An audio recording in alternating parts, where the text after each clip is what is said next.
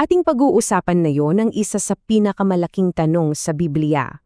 Kailan nga ba talaga nangyari ang digmaan sa langit? Mula sa aklat ng pahayag, susubukan nating alamin to base sa isang malalim na pagsusuri. Kailan nga ba eksakto yung digmaan na naging dahilan ng pagbagsak ni Satanas dito sa lupa?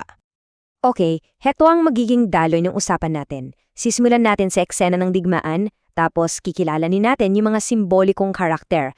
Titingnan natin yung iba't ibang teorya, at sa huli, tutukuyin natin yung eksaktong sandali at kung bakit napaka-importante nito. Okay, so, ang pinag-uusapan natin dito ay hindi lang basta-bastang labanan. Isang epikong digmaan sa langit na may malaking epekto sa kapalaran ng buong mundo. So, klarong-klaro sa talata na may nangyaring malaking event, no? Pero dito na pumapasok yung pinaka-critical na tanong. Kailan ba talaga ito nangyari sa timeline ng propesya? Yan ang aalamin natin. Para makuha natin yung tamang timing, kailangan muna nating makilala yung tatlong pangunahing karakter sa kwentong ito. Sila yung mga susi sa lahat. Una, nariyan ang babae. Hindi lang siya isang individual ha. Sinasabi na simbolo siya ng lahat ng tapat na bayan ng Diyos sa lahat ng panahon. Sila yung mga kalaban ng dragon. Tapos, nandyan din ang batang lalaki. At dito, malinaw na malinaw sa pagsusuri na si Hesukristo ito. Paano natin nalaman?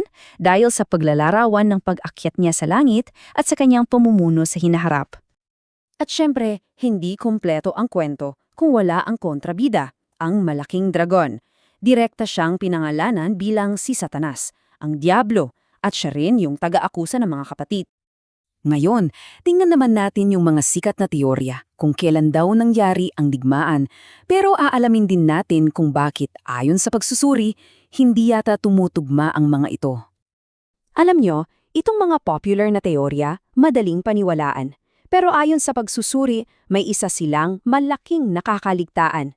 Isang napakahalagang detalye na kung iisipin mo, nandoon lang mismo sa binabasa natin. Hindi lang napapansin. At ito yun. Ito yung susing clue. Ang tagumpay daw sa langit, direktang konektado sa sakripisyo ng mga banal ng mga martir dito sa lupa. So anong ibig sabihin nun? Ibig sabihin, hindi pwedeng mangyari yung digmaan hanggat hindi kumpleto ang bilang nila. Napaka-importante nun. At yan ang nagdadala sa atin sa pinakapuso ng argumento. Kung hindi pala yung mga naunang teorya, kailan talaga? May tinuturong eksaktong sandali. Ayon sa pagsusuring ito, sumiklab ang digmaan sa langit sa mismong sandali na malapit ng makumpleto ang bilang ng mga martir sa buong kasaysayan. Ang kanilang patotoo, ang kanilang sakripisyo, yun ang nagsilbing huling hudyat para palayasin si Satanas sa langit. Ang ganda ng pagkaka-layout dito, di ba? Makikita natin yung cause and effect.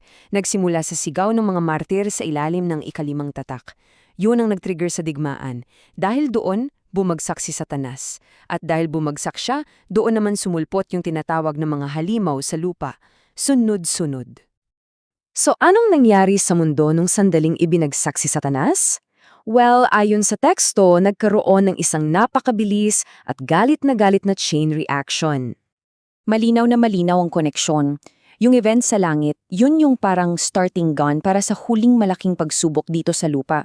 Isang panahon ng krisis, natatagal ng 42 buwan at sinasabing wala pang katulad. Okay, so baka isipin nyo, bakit ba napaka-importante na malaman natin yung tamang timing? Well, malaki ang epekto nito sa kung paano natin unawain ang mga huling araw.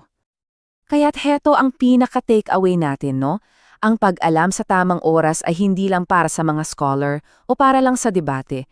May malalim itong ibig sabihin. Pinapakita nito na yung katapatan at sakripisyo ng mga mananampalataya, iyon pala mismo ang mitya. Iyon ang nag-trigger ng huling kabanata.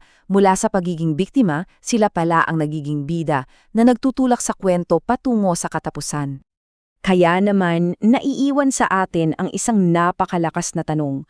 Kung ang katapatan pala ng mga banal ang siyang naguudyok sa katapusan, anong sinasabi nito tungkol sa bigat at kahalagahan ng pagtitiyaga at pananampalataya sa anumang panahon? Isang bagay na sulit pagnilayan.